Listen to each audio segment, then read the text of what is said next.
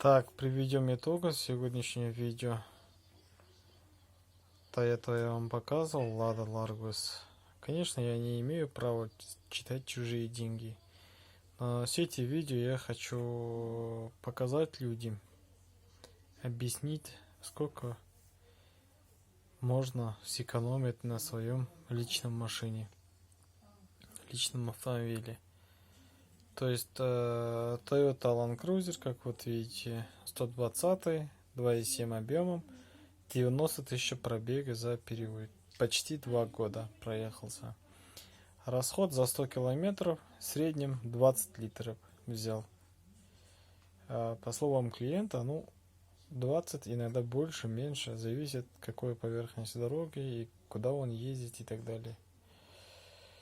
Так, теперь 20 литров умножаем на 90 тысяч километров. Это 18 тонн выходит топлива. Так, теперь вот читаем, если 95-й бензин, это выходит почти 3 миллиона.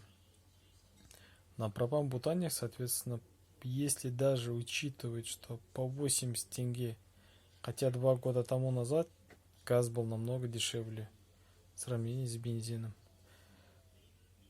1 440 000. Здесь еще разница, если отнять, выходит 1,5 миллиона. Разница в топливе только. При этом человек всего 2 раза заезжал, поменял фильтра, хотя он должен был заехать за это время 9 раза. 2 раза поменял фильтра, это плюс 10 тысяч тенге к этому всему. И еще вот за год выходит 765 тысяч тенге. Минус к тому, что 65 тысяч тенге, даже если убрать, за то, что он нет на бензине ездит, утром заводит и 2 раза фильтра поменял за 10 тысяч тенге и так далее. Сегодня, кстати, еще редуктор перебрали ему. Мембрана рассохла за 90 тысяч пробега. Тут же можно еще плюсовать к этому некачественный газ и так далее.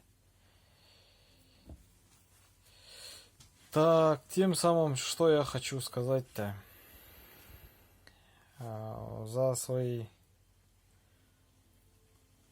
опыты, за свои практики, вот это наглядно расчеты вам показываю. Так что думайте, сосредоточьтесь на экономии. Это не то, что приводит в выгоду денежные средства, и хоть чуток поможете нашему экологию. Но эти деньги лишним никому не было. Поэтому подписывайтесь, ставьте лайки. В дальнейшем сниму видео, как разбирать редуктор, как собирается, как форсунка ремонтируется и так далее. Обычный человек, то есть обычный водитель, шофер могут разобраться в этих газобаллонных оборудованиях. Ничто сложного нету.